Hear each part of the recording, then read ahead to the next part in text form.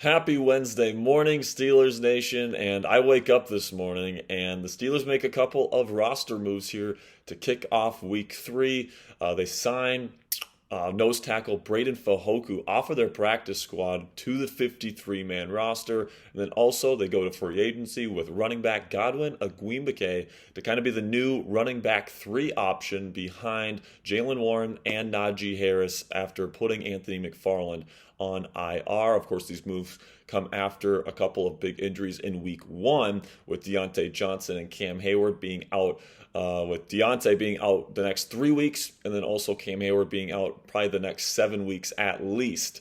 With a groin injury. So it's looking like right now Mike Tomlin's trying to solidify this roster. Of course, this means that the Steelers are going to have to make a couple of cuts today. If you're adding these 2 players, we're going to be discussing which players could be cut, the implications of what these moves mean. But before we dive into it today on this early morning edition here, go ahead and click that subscribe button. I'm coming to you from my apartment here in Dallas. I got the news right when I woke up this morning, and I'm like, you know what? I'm not even waiting until I get to the office. I'm getting this video out right now. So if you want the most dedicated coverage to the Pittsburgh Steelers, whenever there's a big move, there's going to be a video on the channel for you guys. So make sure you click that subscribe button, join our family. And then we also have the Steelers Talk live show starting at 5 p.m. Eastern time today.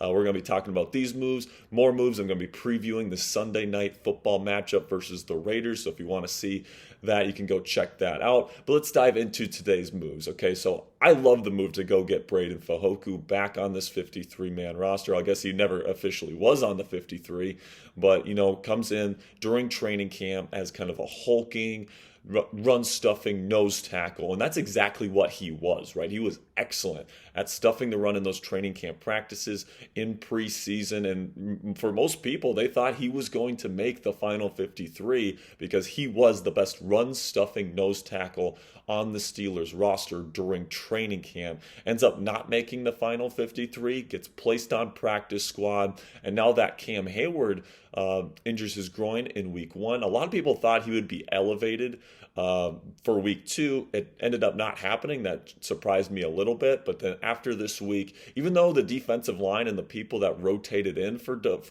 Cam in Cam's absence actually did pretty well, I thought Keanu Benson, some mistakes here in week 2, but overall pretty good. DeMarvin Leal looked really good. Isaiah Loudermilk really stepped up in my opinion. Montravius Adams even played pretty decently. But you bring in Breiden Fehoko here, and he's somebody that, in those goal line situations, if you're looking for a run stuffer, and we know the Steelers' run defense has given up some big plays so far during this season. I mean, sure, you're going up against 2 pretty good running offenses in the 49ers and the Browns, respectively. But, you bring in a guy like Breiden Fehoko. He's going to be great in those goal line situations. He's going to be great to plug in on those short yardage situations, 3rd and 1, 4th and 1, when teams try to, sneak the quarterback, what have you, having that big presence in the middle. And Fehoko, somebody's super strong. He's not going to get moved off his spot. Super valuable piece to have in Mike Tomlin's defense. Montravius Adams, I like his motor. I like some of the things that he does, but, he's a little bit on the lighter side. He's not really a hulking, run-stuffing type of guy like Breiden is. So I really like this move here because it gives the Steelers defense some versatility on the defensive line. And he's just a good player. He's been in the system here for all training camp, so he doesn't have to learn the playbook or anything like that. He's plug and play, which is something that really makes this a good move, in my opinion, for GM Omar and head coach Mike Tomlin. Now, the free agency signing here to replace Anthony McFarland's spot at the running back 3 position. We know that McFarland has been placed on the IR, so he's going to be missing the next at least 3 weeks. Okay, so Godwin Igwebuike. So he was drafted in 2018, has bounced around the league, a bunch of different teams, mostly as a practice squad / like running back 3 option. He does have 1 start, and he's a pretty darn good athlete as well. So kind of similar mold to Anthony McFarland, where he's kind of a shifty back. He's got good speed, and I'm looking forward to seeing what he's going to be able to do with the Pittsburgh Steelers offense here. He's probably not going to get much snaps. He's going to be more of an emergency option here on this roster because obviously you have Najee Harris, obviously you have Jaylen Warren, and I even like Connor Heyward probably more than I like Godwin Igwebuike to go in there, because we saw Connor play a little bit at the halfback position in preseason, looked pretty darn good. So I think really Igwebuike might be somebody that we see in a special teams role like we saw with McFarland. But, you know, with that being said, talking about the special teams, if you're bringing in Igwebuike to be a special teams kind of player along with an emergency running back, what does that mean for Gunnar Olszewski? Of course, he suffered a concussion in week 2, made a couple of really, really poor plays for the Pittsburgh Steelers. He kind of made a boneheaded play along the sideline on a kickoff where he literally catches the ball while it's going out of bounds, but toe taps. And, you know, if he just lets it go, the Steelers get the ball at the 40-yard line. Instead, he catches it in bounds, and the Steelers don't have the field position that you're looking for. And then the first time he touches the ball on offense, he catches it and immediately fumbles it.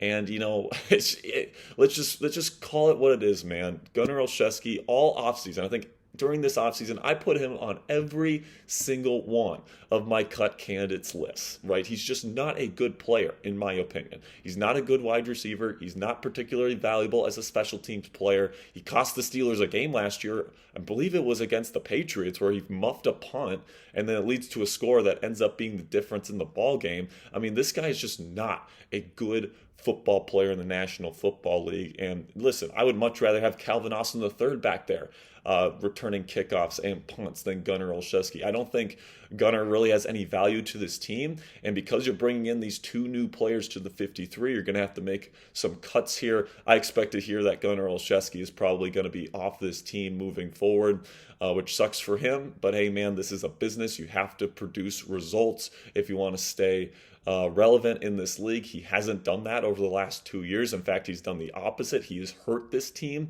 So moving forward, I think Igwebuike might have a shot to play some special teams for the Steelers, but I wouldn't expect to see him too much on the offensive side, at least for now. And then also, man, another thing to keep in mind is the Desmond King. I mean, he's been inactive the first 2 weeks. Desmond King, is he going to play here in week 3? Is he going to get activated? Is he going to be in pads? Has he learned the playbook? Is he building chemistry? These are questions that are going to get answered this week because he hasn't been on the field the first 2 weeks. And, you know, we're going to be talking a lot more about people that I think should be starting heading into week 3. I think there's some rookies, some early round rookies that definitely need, I think, to get out on the field more often. Broderick Jones, Joey Porter Jr. I want to see Desmond King out there more because Levi Wallace isn't cutting it either, in my opinion. Patrick Peterson has been disappointing through the first 2 weeks. But overall, man, I look at these 2 signings and Breiden Fehoko and Godwin Igwebuike. I like the signings. I like the versatility it provides. And I think it means that Gunnar Olszewski, I think we're going to get the news later on today that he's not going to be a Pittsburgh Steeler any longer, but I guess we'll see. All right, make sure you guys subscribe to the channel for me right now. Like I said, we're going to be doing the Steelers Talk live show, 5 p.m. Eastern Standard Time. Coop and I are going to be in the studio talking about the latest news and rumors. If Gunnar Olszewski gets cut, we're going to talk about that on the show. And then also I'm going to be previewing this week's Sunday night matchup versus the Las Vegas Raiders. You're not going to want to miss that. Keys to victory, players to watch, matchups to watch, what the Raiders like to do schematically, strengths and weaknesses. If you want to know everything there is to know about this Sunday night matchup, make sure you click that subscribe button and join us at 5 p.m. Eastern for Steelers Talk Live. All right, that's going to be it for me today, guys. Really do appreciate all the support. I'll see you guys later.